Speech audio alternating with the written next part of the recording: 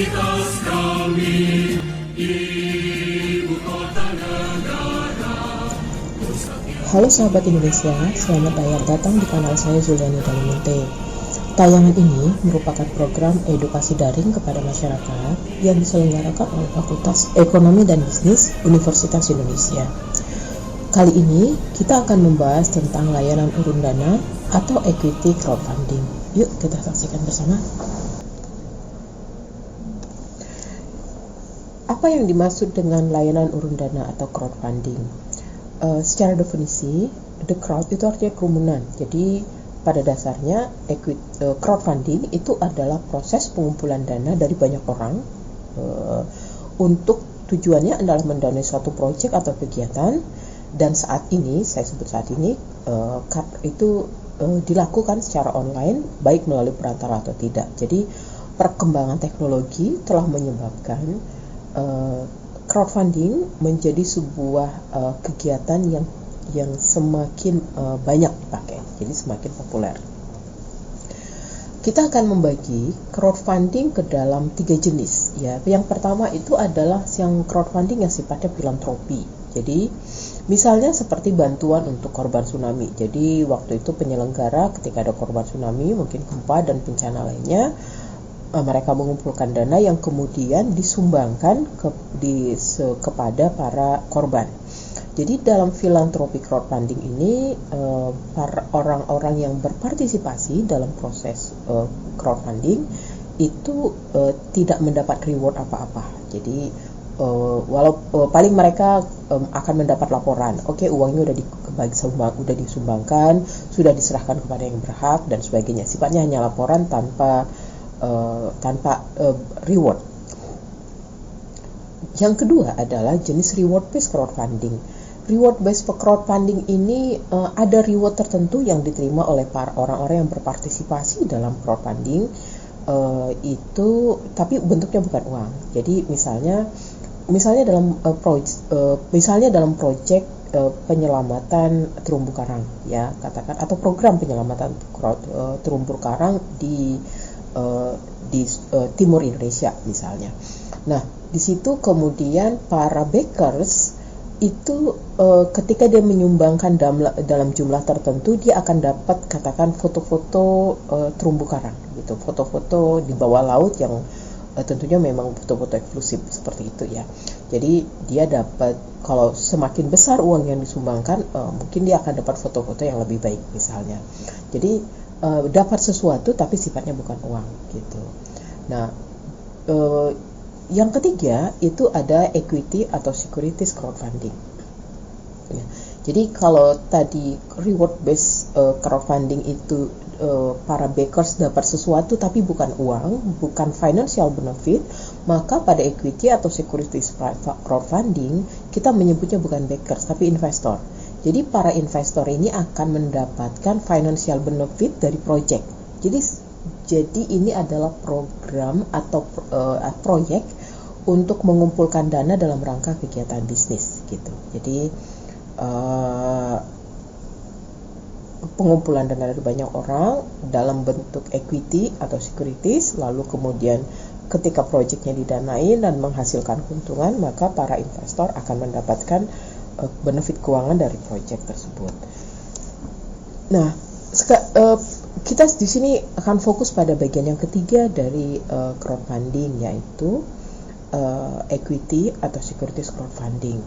Nah, artinya kita akan lihat crowdfunding sebagai instrumen investasi. Nah, sebagai instrumen investasi, kita harus kembali kepada ide dasar investasi, yaitu risk return trade off. Apa itu risk return trade off? Bahwa ada pertukaran trade off antara imbal hasil dan risiko. Jadi kita bicara ada imbal hasil, return, ada risiko, di mana aksioma dasarnya adalah high risk high return, low risk low return. Investor harus siap dengan risiko yang tinggi kalau dia berharap return atau imbal hasil investasi yang tinggi. Tapi kalau tidak siap dengan risiko investasi yang tinggi, dia harus puas dengan imbal hasil yang rendah. Jadi investasi itu tidak ada yang namanya low risk high return, itu nggak ada. kalau ada yang menawarkan investasi ya low risk tapi high return, biasanya ada resiko yang tidak disampaikan, yang disembunyikan barangkali oleh yang menawarkan proyek tersebut. Oke. Nah, kita akan lihat bagaimana karakter dasar nature dari instrumen crowdfunding sebagai instrumen investasi. Ide dasar nature dari crowdfunding itu adalah ekuitas. Apa arti ekuitas? Ekuitas itu adalah bentuk kepemilikan saham, gitu ya. Dimana karena dia adalah pemilik, maka investor akan menanggung resiko bisnis yang melekat pada bisnis yang didanai, gitu. Dan sebagai ekuitas di sini tidak ada, jadi tidak ada kewajiban dari pengelola usaha untuk membayar kembali pokok ekuitasnya. Jadi tidak juga wajib membayar bunga atau dividen secara berkala, tapi investor bisa menjual sahamnya kepada investor lain. Ini perbedaan yang mendasar dengan hutang. Kalau investasi dalam suatu proyek sebagai hutang, maka si investor, ya kita lebih sering menyebutnya kreditor tuh berhak atas pembayaran bunga secara berkala dan berhak atas pembayaran kembali pokok pinjaman. Tapi kalau dia sifatnya ekuitas, tidak ada kewajiban membayar bunga dan pokok. Apa kelebihan crowdfunding sebagai instrumen investasi? Yang pertama adalah tadi, karena bentuknya kepemilikan, maka investor berhak atas pembagian laba seperti dividen, ya. Jadi ketika perusahaan memutuskan, rapat umum pemegang saham memutuskan akan ada pembagian dividen dari laba, maka semua yang pemilik, berapapun proporsinya, berhak atas persentase laba yang dibagikan. Yang kedua, karena ini bentuknya adalah kepemilikan, maka ketika usaha yang didanai itu mengalami pertumbuhan di masa akan datang, maka investor pemegang saham dia akan berhak atas potensi pertumbuhan itu. Jadi bayangkan ketika dulu Bill Gates itu membangun Microsoft dari sebuah gudang kecil di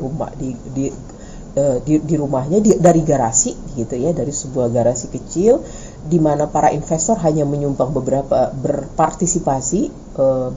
di mana para investor berpartisipasi dalam jumlah hanya beberapa ribu dolar, saya kira pada awal investasinya. Lalu kemudian ketika Microsoft berkembang jadi billion US dollar value dari perusahaannya, maka setiap investor, katakan dia berpartisipasi 5%, 10%, 50%, itu akan berhak terhadap value dari perusahaan proporsi terhadap kepemilikannya. Jadi dalam bentuk yang very optimistic, ya, equity crowdfunding ini memberi kesempatan investor yang dia cuma berinvestasi dalam jumlah kecil ketika perusahaan itu baru didirikan, dia bisa berkesempatan untuk mendapatkan cash flow yang tinggi, value yang tinggi ketika perusahaan itu growth. Ini sisi unggul kenapa crowdfunding itu bisa menarik. Ya, jadi bisa, terutama karena crowdfunding biasanya merupakan sumber pembiayaan pada awal masa berdirinya usaha, ketika usaha itu masih kecil, ya.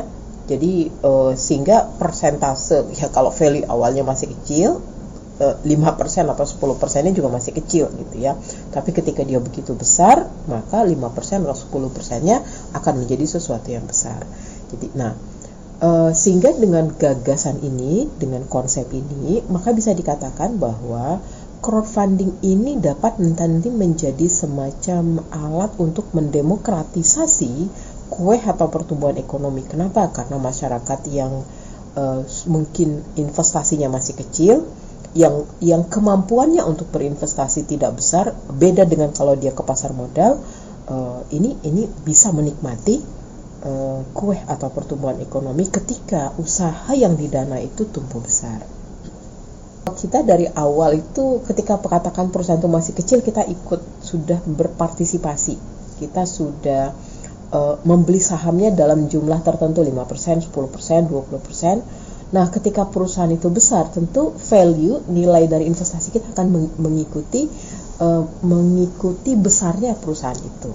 Ya, jadi mungkin awalnya bayangkan Microsoft ketika dia masih awal didirikan, dia itu cuma butuh beberapa ribu dolar, tapi dengan berjalannya waktu sebagai perusahaan yang sukses, dia bisa menjadi billion dollars ya, value dari perusahaannya itu.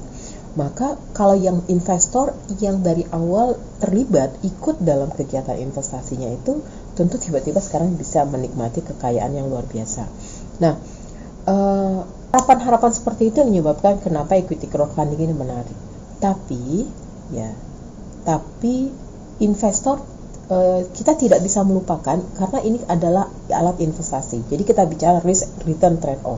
Sebagai alat investasi harus disadari bahwa ada sejumlah resiko yang harus diwaspadai oleh investor. Yang pertama adalah resiko bisnis. Ya, resiko bisnis ini melekat pada bisnis. Namanya bisnis, bisa untung bisa rugi. Nah, sebuah riset yang dilakukan Lukarian dan kawan-kawan di tahun 2016, mereka menemukan dari 380 usaha yang sukses mendapatkan dana melalui crowdfunding, ini di Amerika Serikat, dari 2016 sampai 2018, ini sebanyak 17% itu mengalami kegagalan usaha. Nah, jadi memang ya kalau usahanya gagal seperti apa, ya investor akan kehilangan bisa jadi dia akan kehilangan seluruh investasinya gitu ya. Bisa cuma separuh, bisa cuma sebagian, bisa seluruhnya. Jadi kalau usahanya itu benar-benar gagal, ya mau diapain lagi gitu. Itu ya sudah gitu. Jadi ada risiko bisnis. Tadi kita katakan ada benefit. Jadi ada 17% ternyata ini di Amerika ya. Di Indonesia saya kira ini perlu riset lebih jauh, karena di Indonesia ini ada sejumlah platform yang sudah menyelenggarakan dulu, seperti dulu awal Kita Bisa, terus kemudian Santara yang sekarang cukup populer. Itu ada saya kira ribuan yang terlibat di dalamnya gitu, ribuan usaha yang terlibat di dalamnya, tapi belum ada riset yang menunjukkan berapa persen yang usaha yang sukses mendapatkan dana secara crowdfunding itu yang bisnisnya gagal. Yang kedua adalah risiko likuiditas. Apa itu risiko likuiditas? Gini, kalau kita berinvestasi di pasar modal, kita beli saham Telkom misalnya, kita beli saham Medco, kita beli saham Indofood, pada saat kita butuh dana, kita bisa langsung sampaikan kepada perusahaan sekuritas yang memfasilitasi pembelian kita di pasar modal, tolong dong dijualkan, saya lagi butuh dana gitu ya. Berapa harganya? Tolong jual pada harga terbaik lah misalnya.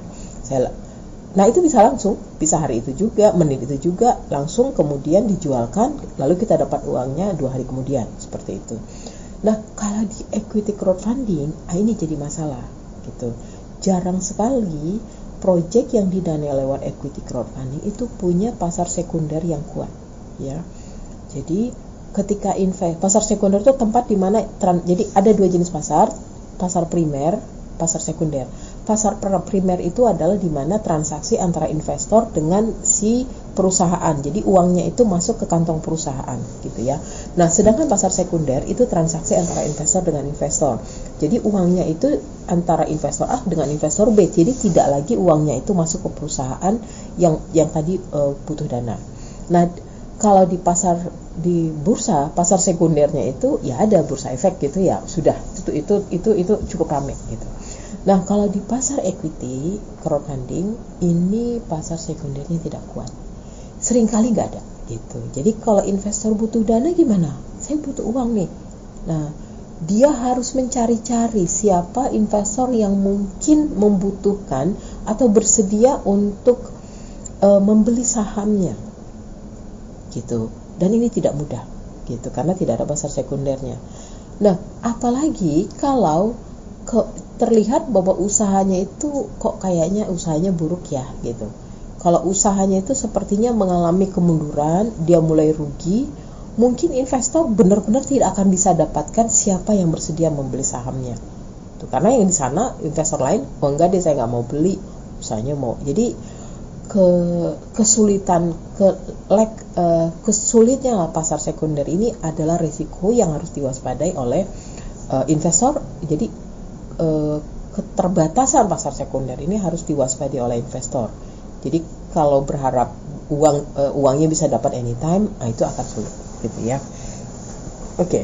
Risiko yang ketiga yang dihadapi oleh investor itu adalah risiko settlement. Jadi risiko bahwa walaupun akhirnya saya dapat, kalau dapat orang yang mau beli saham saya misalnya, atau saya mau beli saham dari investor lain. Nah, berarti kan ada transaksi antara investor A, investor B yang saling tidak mengenal, karena tadi kan transaksi lewat penyelenggara dan online. Itu kemudian karena yang satu harus menyerahkan saham, yang satu harus menyerahkan uang. Kalau di bursa itu ada lembaga yang menjamin clearing dan settlement seperti ini. Nah, kalau di pasar security crowdfunding, equity crowdfunding ini nggak ada atau terbatas. Nah, ini ada risiko bahwa mungkin yang A sudah menyerahkan uangnya tapi sahamnya nggak dapat.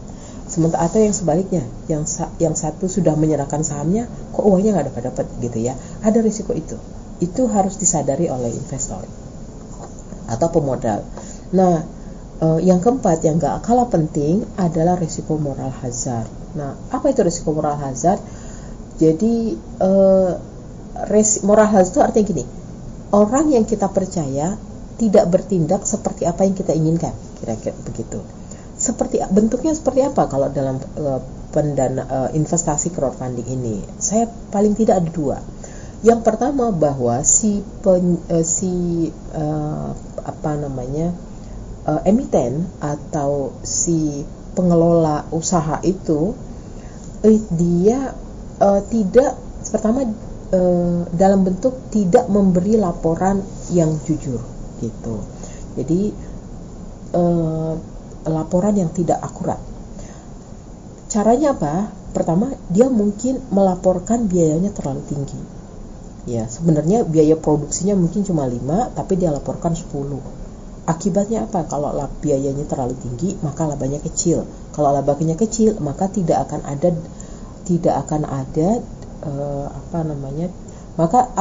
mungkin tidak akan ada laba yang bisa dibagi kepada pemegang saham. Atau dia laporkan pendapatannya rendah gitu. Pendapatannya sebenarnya 100, tapi dia laporkan cuma 50, cuma 70. Sehingga ketika akhirnya dihitung dikurangi biaya, maka labanya kecil atau labanya negatif ya. Sehingga tidak ada laba yang bisa dibagi kepada si pemegang saham. Nah, resiko moral hazard ini mungkin tidak mudah untuk diselesaikan. Karena apa? Karena bagaimanapun investor yang banyak tadi tidak mudah untuk mengawasi bagaimana bisnis itu dijalankan sehari-harinya oleh si pengelola. Nah, bentuk lain dari moral hazard itu adalah bahwa pengelola itu tidak memberi upaya maksimal untuk memastikan usahanya berhasil. Ini bayangkan kalau misalnya sebuah project bisnis modalnya 10M, lalu kemudian itu modal dia sendiri. Kalau gagal, maka dia akan kehilangan 10 miliar uangnya sendiri. Itu effortnya mungkin all out, siang malam dipikirin gimana biar bisnisnya jalan berhasil begitu. Tapi kalau 10M ini diperoleh dari 1.000 orang, dari 10.000 orang, dari 1 juta orang, 10.000 orang aja katakan, yang apalagi tidak kenal, yang mostly tidak dikenal oleh si pengelola, sedangkan dia cuma berkontribusi modal cuma 5% seperti itu, mungkin dia tidak akan memberi effort yang maksimal atas usaha itu gitu. Jadi dia cuma kalaupun gagal, jadi nggak maksimal aja gitu ya. Ini bentuk moral hazard. Ini sangat sulit untuk dievaluasi sebenarnya, untuk diawasi, dan tidak mudah untuk membuat agar si pengelola itu memberi effort maksimal pada usahanya. Artinya risiko kegagalan usaha akan lebih tinggi ketika pembiayaannya lewat crowdfunding, pembiayaan dilakukan banyak orang ketimbang pembiayaan dilakukan oleh si pengelola itu sendiri. Kira-kira demikian. bagaimana regulasi equity atau securities crowdfunding Indonesia? Jadi perkembangan securities crowdfunding atau equity crowdfunding di dunia itu kemudian sudah direspon oleh OJK, Otoritas Jasa Keuangan, sejak tahun 2018. Jadi tahun 2018 itu ada POJK nomor 37 tentang layanan urun dana melalui penawaran saham melalui sistem informasi, yang kemudian diubah menjadi POJK nomor 57 tahun 2020 tentang penawaran efek melalui layanan urun dana. POJK tahun 2018 itu fokus sifatnya hanya equity crowdfunding, tapi POJK 2020 itu dia sudah masuk bukan hanya equity, tapi juga dia sudah menyebutnya istilahnya efek securities. Jadi sudah semakin dekat kepada konsep pasar modal gitu ya, lebih dekat ke pasar modal regulasinya. Nah, ada beberapa regulasi, kita ambil beberapa hal yang penting bahwa penawaran efek. Jadi yang boleh melakukan kegiatan penyelenggara itu yang boleh melakukan aktivitas. Jadi tidak boleh misalnya ada seorang pengusaha dia mau bikin katakan tambak udang gitu ya. Tambak udang dikatakan di Jawa Barat. Dia tidak bisa langsung menawarkan kepada para mencari pendanaan secara langsung, dia harus lakukan lewat penyelenggara, ya.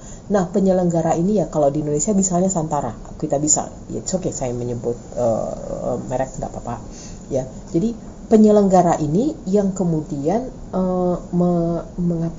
memfasilitasi proses penawaran atau pengumpulan dana melalui crowdfunding tadi. Jadi, si penyelenggara ini harus dapat izin OJK. Jadi, OJK akan memeriksa apakah si penyelenggara itu terpercaya, apakah penyelenggara itu punya modal yang cukup, dan apakah dia punya sumber daya manusia untuk menyelenggarakan sebuah layanan urun dana.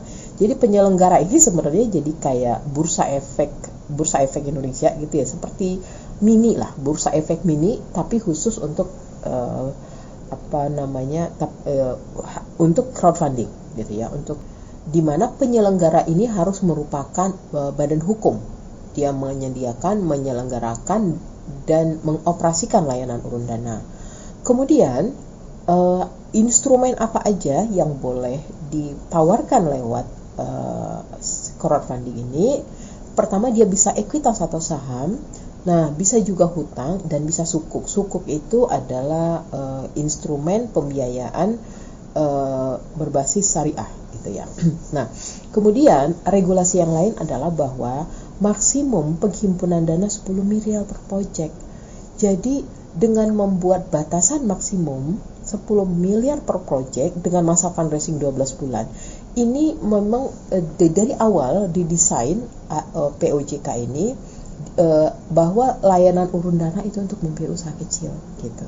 Jadi kalau kita katakan fundraising lewat pasar modal itu untuk perusahaan besar, maka fundraising lewat equity, lewat crowdfunding itu untuk usaha kecil menengah.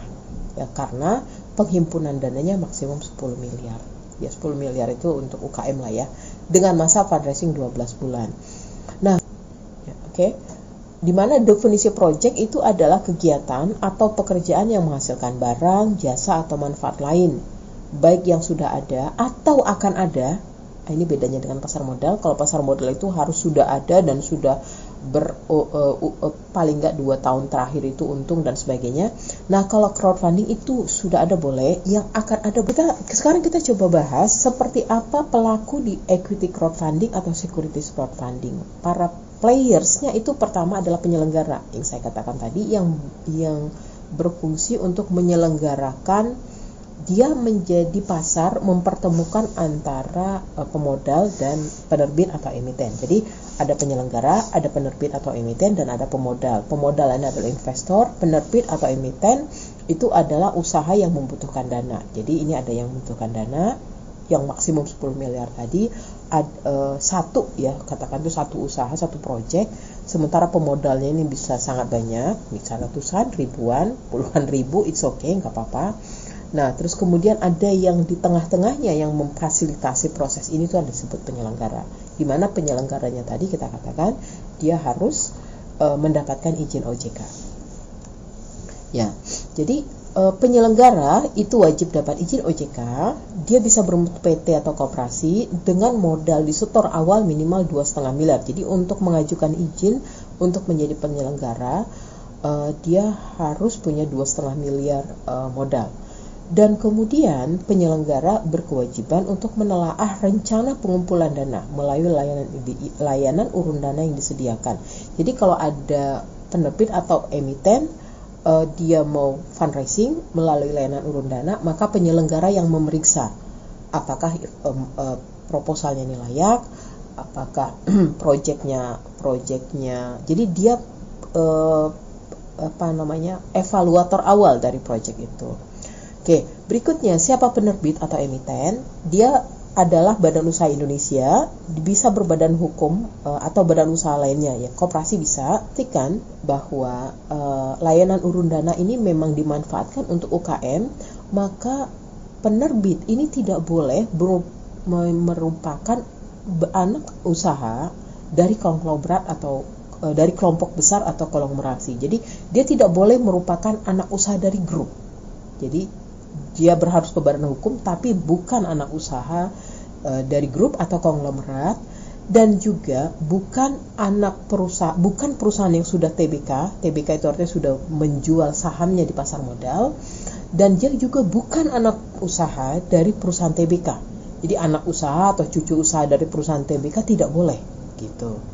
Nah, kemudian dengan mempunyai emiten ini kekayaan bersih kurang dari 1 miliar di luar tanah dan bangunan usaha gitu. Jadi memang didesain untuk usaha kecil menengah. Kita sudah sampai pada akhir dari tayangan ini ya, sahabat Indonesia. Sampai jumpa pada bagian berikut di mana kita akan membahas equity crowdfunding sebagai instrumen investasi, dan kita juga akan membahas equity crowdfunding sebagai pembiayaan untuk UKM dan bagi koperasi. Sampai ketemu, salam.